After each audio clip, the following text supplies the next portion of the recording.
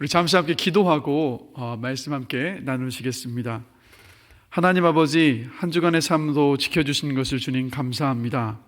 혹한의 날씨 속에서도 우리 사랑하는 효민교회 성도들의 모든 가정도와 사업장과 학교들을 또 주님께서 눈동자와 같이 지켜주심에 감사합니다. 비록 한자리 함께 모여서 금요 성령 기도회로 모이지는 못했지만, 그럼 오늘 이 시간 온라인으로 말씀을 듣고 또 말씀을 붙잡고 기도할 때 성령께서 동일한 은혜로 부어주실 줄로 믿습니다. 부족한 종이 말씀을 전할 때 성령님, 부족한 모든 것은 가리워 주시고 오직 하나님의 그 말씀과 뜻만이 전해질 수 있는 귀한 시간으로 인도하여 주시옵소서. 감사합니다. 예수 그리스도의 이름으로 기도드렸습니다. 아멘. 네, 오늘 함께 보실 말씀은 구약성경 사무엘상 12장 19절부터 25절까지 말씀입니다. 사무엘상 12장 19절부터 25절까지 말씀 함께 보시겠습니다. 모든 백성이 사무엘에게 이르되 당신의 종들을 위하여 당신의 하나님 여호와께 기도하여 우리가 죽지 않게 하소서. 우리가 우리의 모든 죄의 왕을 구하는 악을 더하였나이다. 사무엘이 백성에게 이르되 두려워하지 말라.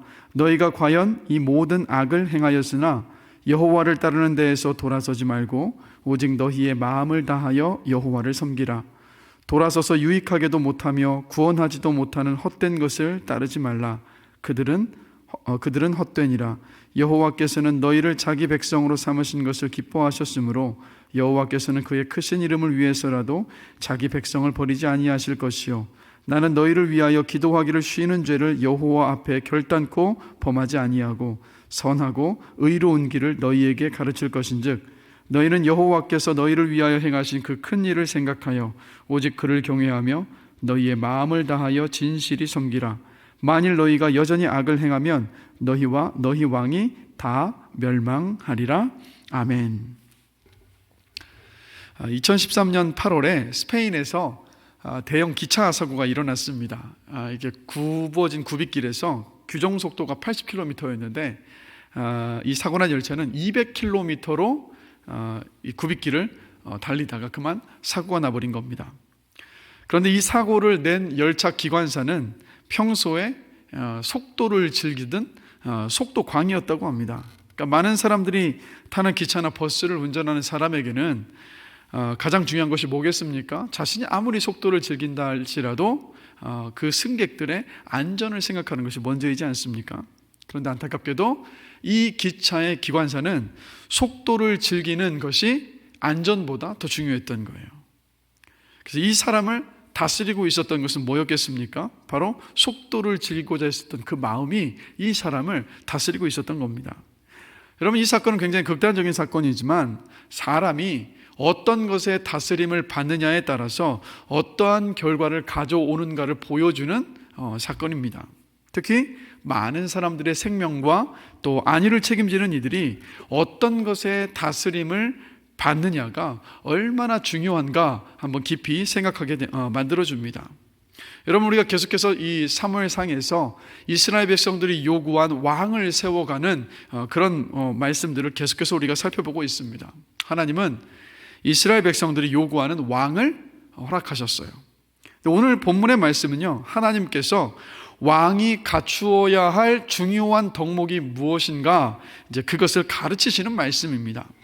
고대 시대의 왕, 특별히 이스라엘의 초대 왕이었었던 사울 왕에게 주어졌던 말씀이기 때문에 지금을 사는 2021년을 사는 우리에게는 별 상관이 없다. 여러분, 그렇게 생각하시면 안 됩니다.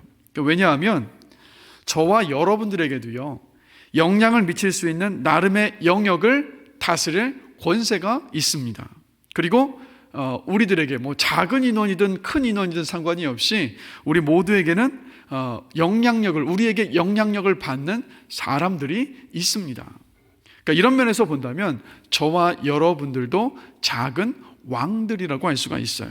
그렇기 때문에 초대왕 사울에게 하나님께서 하셨던 말씀을 통해서 우리가 붙잡고 또 깨닫고 붙잡고 또 순종해야 할 말씀이 어떤 것인가, 그것을 깨닫는 귀한 시간이 되기를 간절히 기도합니다. 자, 여러분, 조금 전에 말씀드렸던 것처럼 하나님은 이스라엘 백성들이 왕을 요구하자 허락하셨습니다. 근데 허락하셨다라는 그것이 하나님 마음에 기뻐하는 마음으로 기꺼이 허락하셨던 것이 아니에요. 매우 염려하는 마음으로 왕을 허락하셨습니다. 왜냐하면 이스라엘 백성들이 지금까지 왕을 요구하면서 지금까지 보고 들어왔었던 왕이 누굽니까? 바로 가나안 땅에 있었던 왕들이에요. 그들은 대부분 왕의 권력과 힘을 자기 것으로 생각을 했고, 그리고 끝없이 더 큰 힘과 권력을 추구했고 백성들을 희생시키고 착취하는 악한 왕들이었습니다.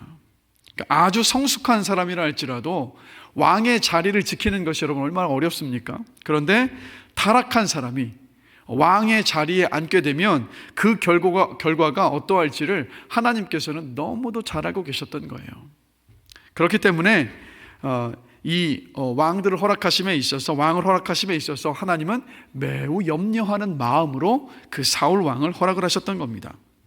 그래서 여러분, 하나님은요 이스라엘의 초대 왕 사울을 세우실 때 하나님만의 방법으로 세우셨던 모습을 봅니다. 사무엘상 9장을 우리가 이미 살펴봤지만 사무엘상 9장에서 베냐민 지파 출신이었었던 사울이 아버지 기스의 암나귀들을 찾다가 도착한 곳이 어디였습니까? 바로 사무엘이 살고 있었던 그 지역이었어요. 사울이 우연히 사무엘을 만난 것이 아니지 않습니까? 하나님께서 다 계획하고 계셨어요. 특별히 이 사울이 찾아오기 전에 하나님은 사무엘에게 나타나셔서 사울이 너에게 찾아올 것이니까 사울에게 기름을 부어서 왕으로 삼으라고 하나님께서 말씀을 하셨습니다. 결국 이 사건을 통해서 하나님이 지금 무엇을 말씀하고 계십니까?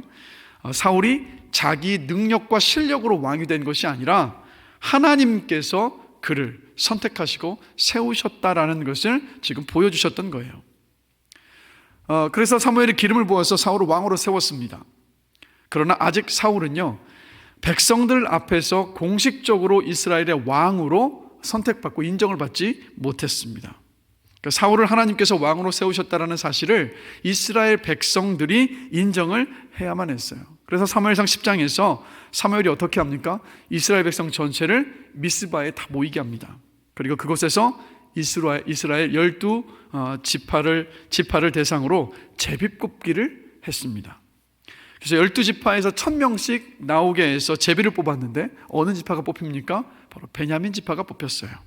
또 베냐민 지파를 또 전부 가족별로 나오게 했는데 그렇게 해서 제비를 뽑았는데 누가 선택이 됩니까?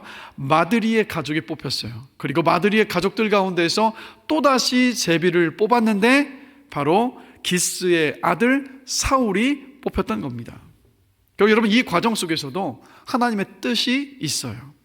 그러니까 왕을 제비 뽑을 때 여러분 12지파 모두가 다 우리 지파에서 왕이 나왔으면 좋겠다라는 그런 기대감을 가지고 있지 않았겠습니까? 그런데 만약에 당시 12지파 가운데 가장 유력하고 힘이 세고 큰 지파였던 유다나 에브라임 지파에서 왕이 선출이 되었다면요 다른 지파들 간에 보이지 않는 갈등이 생길 수밖에 없었을 거예요. 그런데 가장 작은 지파인 베냐민 지파에서 이 왕이 선택이 됨을 통해서 지파들 간의 균형이 유지될 수가 있었습니다. 그리고 또 지리적으로도 보면 베냐민 지파가 거주하고 있는 곳이 어디냐면요 바로 이스라엘의 정중앙이었어요. 게다가 베냐민 지파는 가장 작은 지파였지만 전쟁에서 가장 싸움을 잘하는 용맹한 지파가 바로 베냐민 지파였습니다. 그리고 그런 베냐민 지파 가운데서 누가 뽑혔습니까? 다른 사람들보다 키가 훨씬 더 큰 사울이 뽑힌 거예요. 이스라엘 백성들이 요구하는 왕은요 사무엘상 8장 20절을 보면요 바로 이런 왕이었습니다. 우리 앞에 나가서 우리의 싸움을 싸울 왕이었어요. 그러니까 한마디로 이스라엘 백성들이 찾고 기다렸었던 요구했었던 왕은 어떤 왕이냐면 전쟁에 나가서 자신들의 앞장서서 이끌어가면서 전쟁을 승리로 이끌어줄 그런 왕을 기다리고 있었던 겁니다. 그래서 하나님은 왕을 요구하는 것이 하나님께서 기뻐하시는 일이 아니었지만 그럼에도 이스라엘 백성들이 기대하고 또 그리고 그리는 가장 이상적인 인물을 왕으로 세워주셨던 거예요. 그러니까 한마디로 하나님께서 이스라엘 백성들의 그 수준을 맞추어 주셨던 겁니다. 근데 이스라엘 백성들이 전쟁을 잘 이끌고 또 싸움을 잘 하는 왕을 원하는 모습이요 그러니까 요즘 시대 우리의 모습과 참 비슷하다. 역시 사람은 과거나 지금이나 똑같구나라는 생각을 해보게 되는데요. 바로 어떤 거냐면 여러분 우리도 대통령을 선출할 때 어떤 대통령을 주로 선출합니까? 그러니까 경제를 잘 살려줄 대통령을 뽑을 때가 많았어요. 그러니까 경제를 위해서라면 다른 가치는 희생해도 된다라고 이렇게 생각하면서 이 대통령을 선출했던 적이 참 많은 것 같습니다. 분명한 것은 여러분, 경제라는 것이 먹고 사는 문제와 결부되어 있는 문제이기 때문에 여러분 가볍게 대할 문제는 분명히 아닙니다. 그러나 나라의 지도자를 뽑을 때 근시안적이고 단편적인 기준만을 가지고 뽑는 그 경솔함을 보이지 않아야 될 줄로 저는 믿습니다. 왜냐하면 우리가 경제만 잘 살려주면 좋겠다고 선출했었던 대통령들에게서 우리가 여러분 얼마나 큰 실망을 경험을 했습니까? 그래서 여러분, 저와 여러분들 모두가 다 끊임없이 나라의 지도자를 위해서, 나라를 위해서 기도할 수 있게 되기를 간절히 축원합니다. 다시 돌아와서 여러분, 하나님은요 제비뽑기를 통해서 이스라엘 백성 전체가 다 하나님께서 사울을 왕으로 세우셨다라는 것을 인정하도록 하셨던 거예요. 그러나 이것만으로는 충분하지 않았습니다. 왜냐하면 사울은 아직 이스라엘 백성들 앞에서 자신의 실력과 능력과 리더십을 검증을 받지 못했기 때문이에요. 키가 다른 사람들보다 큰 그 외모의 출중함만으로는 사실 왕으로 인정받기에는 부족했습니다. 그러던 중에 사무엘상 11장을 보면 야베스 길르앗 사람들이 이 암몬 사람 나하스의 공격을 받은 사건이 일어납니다. 이 소식을 전해들은 사울에게 어떤 일이 벌어집니까? 하나님의 영에 이 감동이 되었어요. 그래서 이스라엘 12지파에게 소식을 전해서 함께 전쟁을 할 것을 요청을 합니다. 근데 그때 어떤 일이 일어납니까? 하나님께서 주시는 그 두려움이 각 지파에게 다 임해서 33만 명의 이스라엘 병사들이 사울 앞에 모였어요. 사울은 이들을 데리고 나가서 암몬 사람 나하스를 크게 이겼습니다. 그래서 이 전쟁의 승리를 통해서 사울에 대해서 부정적인 생각을 가지고 있었던 이스라엘 모든 사람들까지도 사울을 왕으로 인정하게 되었어요. 그러나 여러분, 이 암몬과의 전쟁에도 가만히 살펴보면 하나님께서 하나님의 영을 사울에게 부어주셨습니다. 하나님의 두려움을 이스라엘 12지파 전체에다 부어주셔서 그들이 싸우러 나오게 하셨어요. 무엇을 말하고 있는 겁니까? 이 일도 바로 하나님께서 사울을 왕으로 세우셨다라는 것을 증명하는 사건이었던 겁니다. 즉 처음에 기름을 부어서 사무엘이 기름을 부어서 왕으로 선택을 했었던 그 일도, 그리고 제비뽑기를 통해서 사울이 왕으로 선출된 그 사건도, 그리고 암몬 사람 나하스와의 전쟁에서 이겼던 그 일들도 하나님께서 사울을 왕으로 택하셨고 세우셨다라는 것을 보여주는 그런 사건이었던 겁니다. 한마디로 하나님은 이스라엘 백성들에게 내가 사울을 너희들이 요구했었던 그 왕으로 세웠다, 내가 선택했다, 이것을 말씀하고 계셨던 거예요. 이것이 확인되자 사무엘은 드디어 오늘 본문 사무엘상 바로 12장이죠. 이 12장에 와서 드디어 사울을 왕으로 세우는 왕의 즉위식을 할 때라고 판단을 했어요. 그래서 사무엘상 11장 14절을 보면 이스라엘 백성 전체에게 이렇게 사무엘이 이야기합니다. 사무엘이 백성에게 이르되 오라, 우리가 길갈로 가서 나라를 새롭게 하자. 그런데 참 궁금한 것은요, 왜 여러분 그 많은 장소 중에 사무엘은 길갈을 왕의 즉위식으로 삼는 장소로 여러분 선택을 했을까요? 자, 여기도 이유가 있습니다. 길갈은 여호수아가 이스라엘 백성들을 이끌고 요단강을 건너자마자 그 요단강을 건넌 기념비를 세웠던 장소가 바로 길갈입니다. 그래서 길갈은 앞으로 살아갈 가나안에서의 그 삶이 전적으로 하나님의 주권 아래에 있고, 하나님께 순종할 때만이 이스라엘 백성들이 이 약속의 땅 가나안 땅에서 행복하게 살 수 있는 그 행복한 삶이 보장된다는 그 약속이 담겨있는 장소가 바로 여러분 길갈입니다. 그래서 여러분 사무엘은 길갈에서 사울을 왕으로 세우면서 이스라엘의 왕은 주변 국가들의 왕들과 다르다라는 것을 분명히 하고 싶었던 거예요. 이스라엘의 왕은 하나님께서 세우셨기 때문에 하나님의 다스림을 받아야 한다라는 것을 이스라엘 백성들과 그리고 왕으로 세움을 받는 그 사울 왕에게 가르치고 싶었던 겁니다.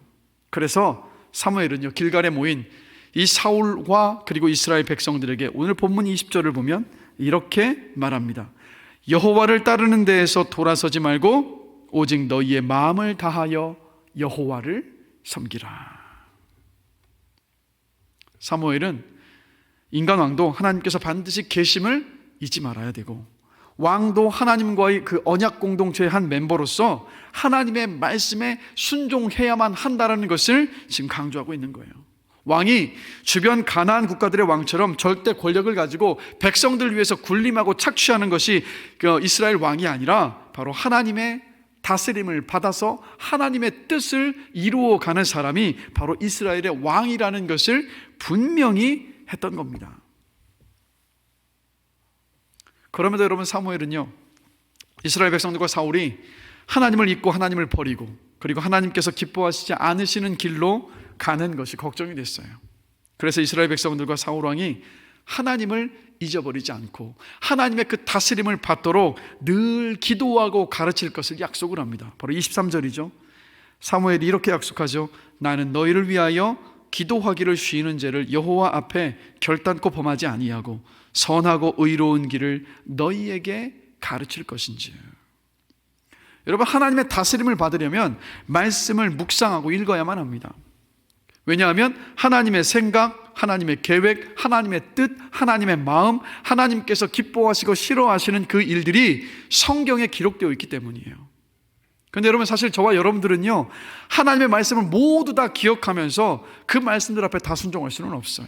사실 하루에 한 말씀이면 족합니다. 그 한 말씀을 붙잡고 살아가는 거예요. 그 하루하루가 쌓였을 때 우리의 인생 전체가 다 하나님의 다스림을 받는 인생이 되기 때문입니다. 그런데 여러분, 이것을 아셔야 돼요. 우리 모두 알고 있는 것이지만 말씀만 묵상하고 읽고 배우면요, 절대로 말씀을 따라서 우리는 살아갈 수가 없습니다. 그저 우리의 머리만 커질 뿐이에요. 머리가 커져서 도리어 다른 사람을 정죄하고 판단하게 됩니다. 그러나 우리가 말씀을 읽고 묵상하고 암송하고 그리고 그 말씀대로 살아가기를 놓고 기도할 때 말씀에 순종할 수 있는 힘과 능력이 저와 여러분에게 주어져요. 여러분, 예수님께서 귀신을 내쫓는 데 실패했었던 제자들에게 이렇게 말씀하시지 않으셨습니까? 기도 외에는 이런 유가 나갈 수 없느니라. 우리 예수님도 이 땅에 계실 때 틈이 날 때마다 습관을 쫓아서 기도하러 가셨어요. 왜 기도하셨겠습니까?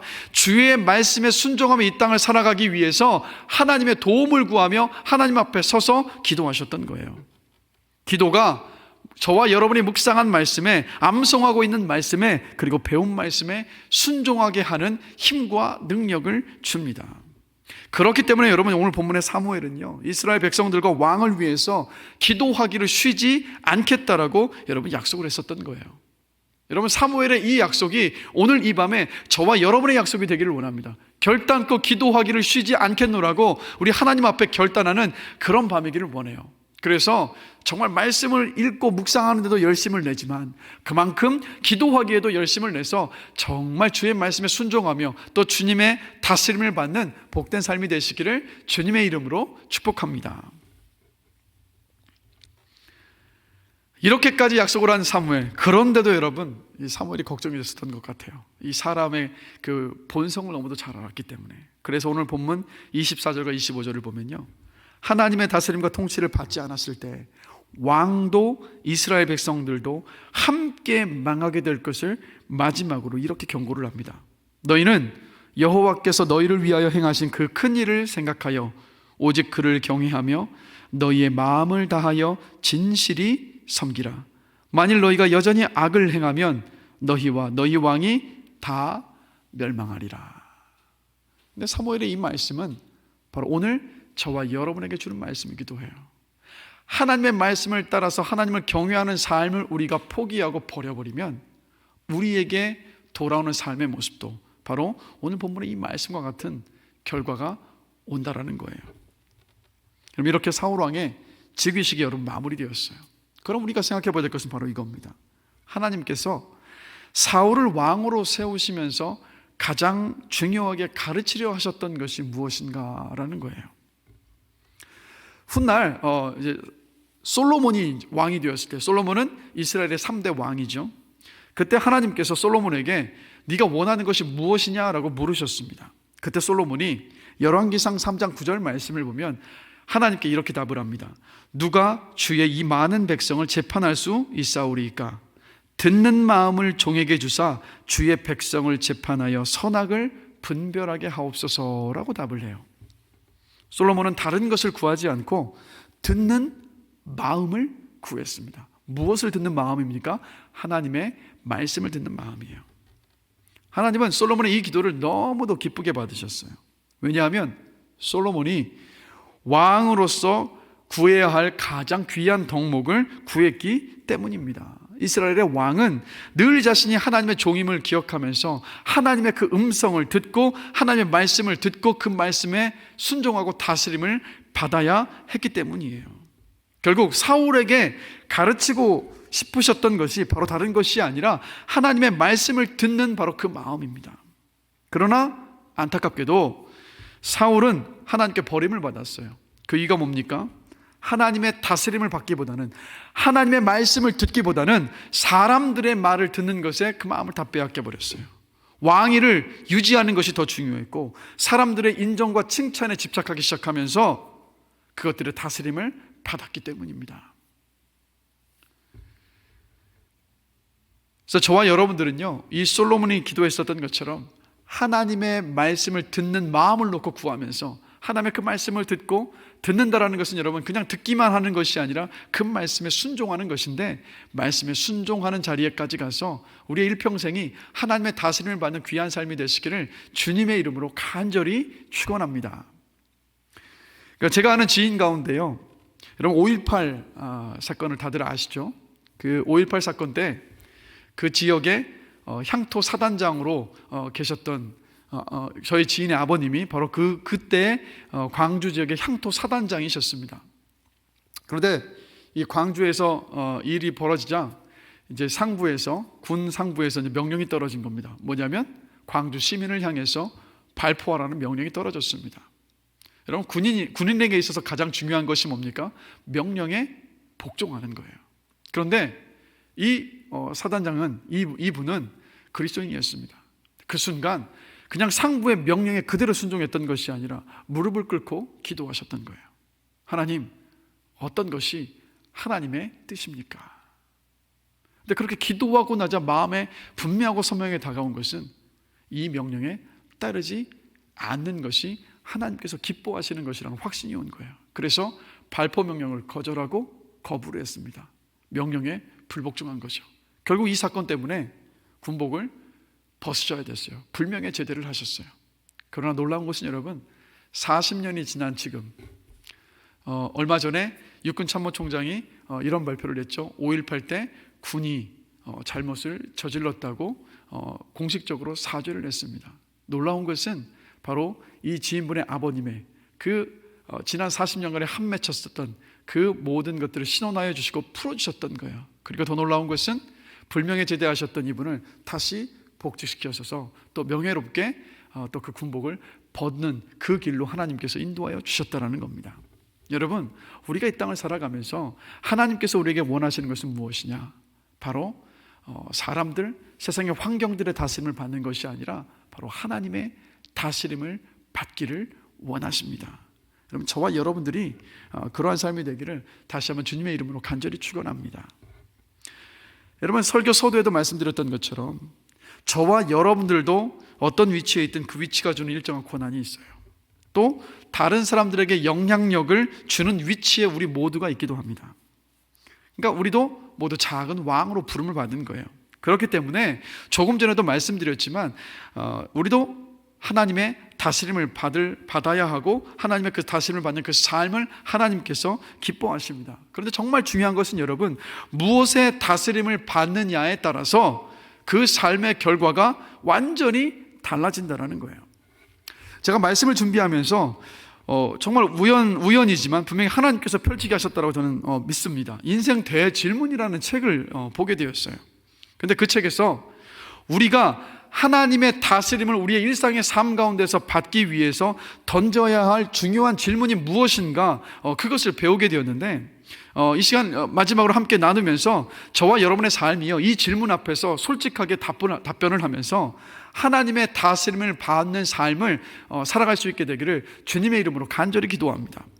자, 여러분, 여러분들이 이때까지 해오셨던 수많은 인생의 어떤 결정들, 수많은 선택들을 한번 돌아보시면요, 기본적으로 우리는 어떤 선택들 앞에서 이런 질문을 많이 던지게 되는 것 같아요. 그러니까 내가 내리는 그 선택과 결정에 대해서 뭐 잘못된 것은 있나? 무슨 말입니까? 잘못된 것만 없다면 괜찮다라는 뜻이에요. 그러니까 성경에서 말하는 것처럼 성경에서 뭐뭐 하지 말지니라 라는 그 말만 붙어있지 않다면, 그렇다면 원한다면 얼마든지 해도 된다, 이렇게 생각하는 순간들이 많았던 것 같아요. 그런데 여러분, 이러한 생각은요 또 이렇게까지 이어질 수 있습니다. 감당하지 못할 결과를 전혀 당하지 않고도 나는 얼마나 비윤리적이고 부도덕하고 무감각해질 수 있을까까지도 이어질 수 있어요. 문제를 부르지 않고도 내 가정과 재정과 직업적 책임에 얼마 동안이나 소홀히 할 수 있을까? 경찰에게 걸리지 않고 제한 속도를 얼마나 넘어갈 수 있을까? 실제로 중독되지 않으면서도 중독의 행위를 내가 얼마나 즐길 수 있을까? 뭐 이런 단계까지도 확장돼서 나갈 수가 있어요. 그러나 여러분, 우리가 다 아는 것은 뭡니까? 그 결과는 항상 후회를 남긴다라는 거죠. 어쩌다 내가 이 지경이 되었는가?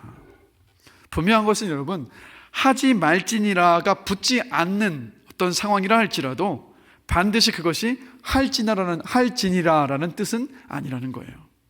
그러니까 도덕적으로, 문화적으로, 사회적으로 우리가 해도 된다 하더라도 우리에게 그 모든 것들이 다 최선의 길이 될 수는 없기 때문입니다. 그래서 여러분, 하나님은요 저와 여러분들이 잘 되고 이 땅에서 행복하게 살기를 원하세요. 그래서 여러분, 하나님은 저와 여러분들에게 문화와 어떤 사회적인 어떤 규범과 그것을 뛰어넘는 한 기준을 저와 여러분에게 주셨습니다.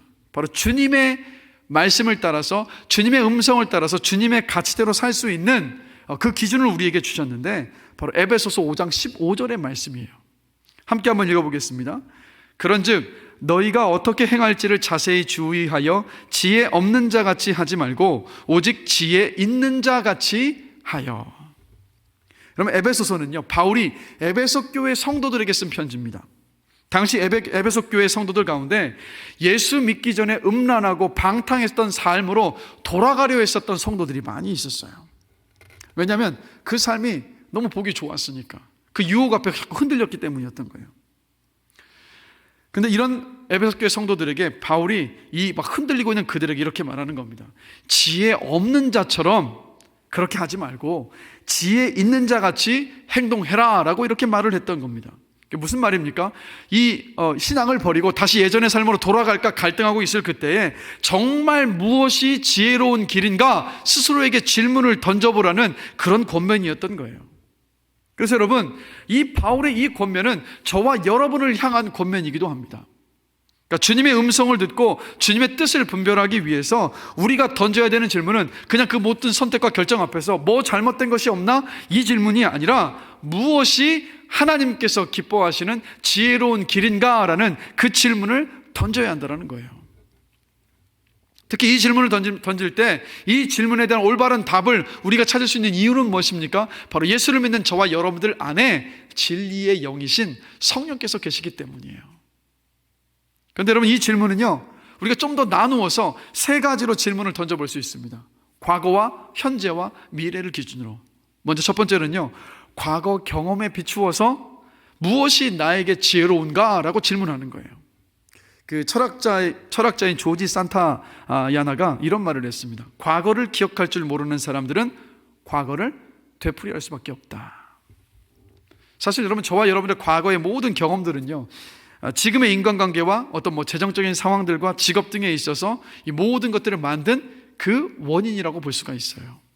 그렇기 때문에 내가 한 결정을 평가할 때요, 과거의 경험을 그 틀로 삼아야 되는 거예요. 무언가를 지금 선택하고 결정할 때 과거의 경험에 비추어서 무엇이 나에게 지혜로운 길인가? 재정적인 면에서는 무엇이 지혜로운 길인가? 직업 면에서는 무엇이 지혜로운 길인가? 관계 면에서는 무엇이 지혜로운 길인가? 바로 과거의 그 경험을 거울로 삼아서 질문을 던져보면서 틀로 삼아야 된다는 거예요. 예를 들면요, 여러분, 과거에요 내가 가서는 안 될 것들이 있어요. 근데 다른 사람들에겐 영향을 주지 않을런지 모르지만 나는 갔을 때 나를 흔들어 넘어지게 만드는 그런 장소들이 있지 않습니까? 또 함께 어울리면 내 안에 건강하지 못한 부분들이 자극을 받아서 자극을 받게 만드는 그러한 만남들도 있어요. 또 그리고 지혜롭지 못하게 과거에 내가 카드를 사용했다면, 그로 인해서 재정 문제를 겪었다면 손을 떼는 것이 바로 지혜로운 선택이라는 거죠. 즉 과거의 경험을 비추어서 지혜로운 선택을 내릴 때 그것이 바로 여러분 하나님께서 기뻐하시는 길이 될 수 있다는 거예요. 자, 두 번째로는요, 내 현재 상황에 비추어서 무엇이 지혜로운 길인지를 질문해 보는 겁니다. 자, 전도서 3장 1절 말씀을 보면요, 범사에 기한이 있고 천하 만사가 다 때가 있다라고 말씀하고 있어요. 여러분, 인생에는 때가 있습니다. 그러니까 오늘의 슬픔은요, 그래서 내일의 기쁨에 밀려날 수가 있는 거예요. 또 오늘의 분노는요, 내일의 넓은 시야로 다시 다스려질 수가 있습니다. 또 오늘의 염려는 내일의 관심사로 바뀌게 되어 있어요. 그렇기 때문에 여러분, 오늘의 즐거움과 두려움과 상황에 떠밀려서 내일 후회할 결정을 우리가 내릴 수가 있다는 거예요. 그렇기 때문에 우리가 어떤 것을 선택하고 결정을 내릴 때 우리가 틀로 삼아야 할 두 번째 것은 뭐냐? 바로 현재의 감정과 마음의 상태를 고려해서 선택과 결정을 내릴 수 있는 지혜가 필요하다는 거예요. 그렇기 때문에 어떤 것을 선택하셔야 됩니까?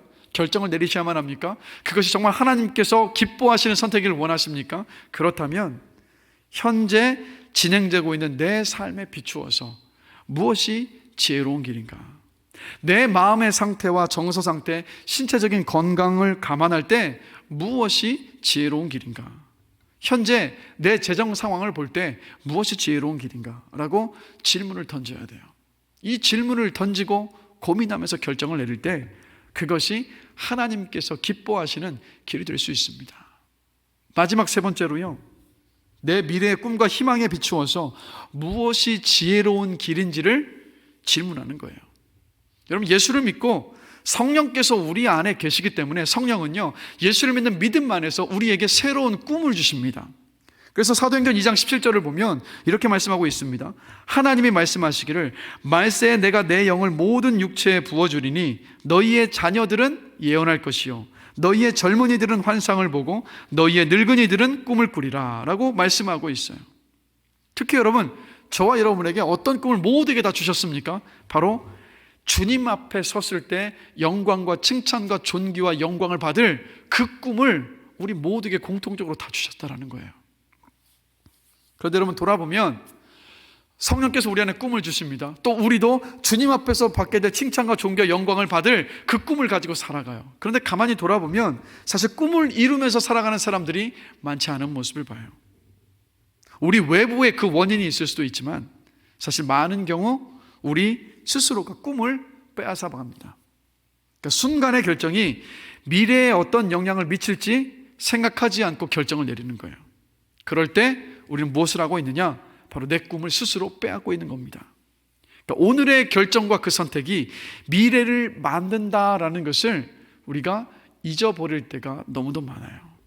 그리고 뭡니까? 지금 현재 내 재정적인 어떤 미래는요, 오늘의 재정적인 결정들로 정해집니다. 내일 나의 결혼 생활이 얼마나 건강한지는요, 오늘 내가 내리는 결정들로 정해집니다. 자녀들이 나중에 다 자라서 떠난 뒤에 자녀와 또 부모 사이의 관계가 어떠할지는요, 아직 우리 자녀들이 집에 살고 있을 때 부모가 대하고 내리는 결정들에 의해서 좌지우지 된다는 거예요. 그렇기 때문에 여러분, 미래를 염두에 두면서 여러분이 그 마음속에 품고 있는 그 꿈과 소망을 염두에 두면서 또 주님 앞에 섰을 때 칭찬과 존귀와 영광을 받게 될 것을 염두에 두면서 무엇이 지혜로운 길인가라는 질문을 우리가 던져야만 합니다. 한 교회 학교에서요, 고등부 학생들에게요, 이 목회자가 장래 배우자에게 쓰는 편지를 쓰게 했던 겁니다. 근데 이 반응이 놀라웠던 거예요. 지금까지 이 고등학생들이 사춘기를 지나오면서 자신들이 내리고 지금도 선택하고 따라가고 있었던 아주 경솔한 결정들이 얼마나 중요한 것인가를 이 편지를 쓰면서 깨달았던 거예요. 내가 나중에 내 미래 배우자를 만났을 때 내 과거를 어떻게 말할 수 있을까? 어떻게 보여줄 수 있을까? 지금의 선택들이 내 과거의 이상적인 그 배우자를 만났을 때 어떠한 모습으로 비추게 될 것인가? 내 모습은 어떠한 모습일까? 이것들을 학생들이 생각해 보기 시작했다는 거예요. 한 번도 생각해 보지 않다가 갑자기 자신들의 그 내일이 실은 오늘 결정된다라는 것을 이 학생들이 어린 나이지만 깊이 깨달았던 겁니다. 여러분, 저와 여러분들에게도 늦지 않았습니다. 오늘을 내일의 렌즈로 바라볼 수 있는 저와 여러분이 되기를 원해요. 결정을 내려야 하는 그 순간에 멈추어 서서 곰곰이 생각해 보면서 내 미래의 꿈과 희망에 비추어서 무엇이 지혜로운 길인가? 우리 질문을 합시다. 특히 주님 앞에서 칭찬과 존귀와 영광을 받을 그 소망 앞에서 무엇이 지혜로운 길인가라고 우리가 질문을 던지게 되길 바라요. 그리고 그 질문에 대해 답을 얻었을 때 그 길로 걸어가는 저와 여러분들 모두가 되기를 주님의 이름으로 간절히 축원합니다. 그래서 여러분, 좀 더 이 미래를 향한 구체적인 질문들이 있어요. 미래를 렌즈로 바라보면서 재정면에서 내가 지금 시작하거나 중단해야 할 일은 무엇인가? 또 미혼이라고 한다면, 혹시 우리 미혼인 청년들이 듣고 있다면 언젠가 만나게 될 꿈의 배우자를 만나고 싶은 마음에 비추어서 지금의 관계들과 나의 행동들에 어떻게 임하는 것이 지혜로운 길인가? 또 자녀가 사춘기를 맞거나 대학에 가거나 결혼해서 자식을 둘 때 자녀와 좋은 관계를 맺고 싶은 소망에 비추어서 지금 무엇이 지혜로운 길인가라고 저와 여러분들 모두가 다 질문하고 결정을 하고 또 선택을 내릴 수 있게 되기를 주님의 이름으로 간절히 축원합니다. 이런 말씀을 마무리하겠습니다. 저와 여러분들이요, 사울처럼 하나님의 음성을 듣지 않고 버림받는 인생이 되지 않기를 간절히 기도합니다. 사울과 같은 그런 인생이 아니라 조금 전에 나누었었던 이 질문들을 통해서 나를 향한 하나님의 그 뜻을 분별하고 하나님께서 기뻐하시는 또 하나님의 다스림을 받으며 살아가는 그런 아름답고 복된 삶이 되기를 주님의 이름으로 간절히 기도합니다. 그런데 여러분, 중요한 것은요, 질문만 던지고 고민만 하고 답만 얻는다라고 되는 것이 아니지 않습니까? 바로 기도를 통해서 그 답을 얻고 선택한 것을 우리의 삶 속에서 실천하며 걸어가기 시작할 때 바로 그 삶이 하나님의 다스림을 받는 귀한 삶이 될 줄로 믿습니다. 새해를 맞이해서 저와 여러분들이 올 한 해 동안에 우리 앞에 놓여져 있는 그 선택의 질문들 앞에서 무엇이 지혜로운 길인가? 라는 질문을 던지면서 하나님께서 기뻐하시는 또 하나님의 다스림을 받는 복된 삶이 되시기를 주님의 이름으로 간절히 축원합니다. 우리 잠시 함께 기도하시겠습니다. 사랑과 은혜가 많으신 하나님 아버지, 오늘 밤도 잠시 함께 말씀을 나누었습니다. 하나님께서 이스라엘 왕에게 원하셨던 것은 바로 하나님의 다스림을 받는 왕이었습니다. 하나님, 우리들도 이 땅 가운데 영향력을 끼칠 수 있고 우리가 무언가를 좌지우지할 수 있는 그 삶의 영역들을 가지고 있는 작은 왕들이라는 것을 우리가 늘 기억하기를 원합니다. 그렇다면 우리 삶 가운데도 우리에게 주님께서 원하시는 것은 바로 하나님의 다스림을 받는 삶입니다. 하나님, 우리 모두가 다 하나님의 말씀 앞에 꾸준히 서게 하여 주시고 말씀을 묵상하고 붙잡고 또 기도로 그 말씀대로 살아갈 수 있도록 우리를 인도하여 주시옵소서. 그리고 오늘 함께 말씀을 나눴던 것처럼 우리 인생 가운데에서 무엇이 지혜로운 것인가 라고 끊임없이 질문을 던지는 가운데에서 하나님께서 기뻐하시는 선택과 결정을 내리며 하나님의 다스림을 받으며 살아가는 복된 2021년 한 해가 되도록 주님 은혜를 베풀어 주시옵소서. 감사합니다. 예수 그리스도의 이름으로 기도드렸습니다. 아멘. 이 시간 이후로 기도 제목을 하나씩 여러분 영상으로 보시게 될 겁니다. 그래서 그 기도 제목 한 가지씩 기도하시면서 함께 합심해서 뜻을 모아서 함께 기도하는 복된 밤이 되기를 주님의 이름으로 간절히 축원합니다.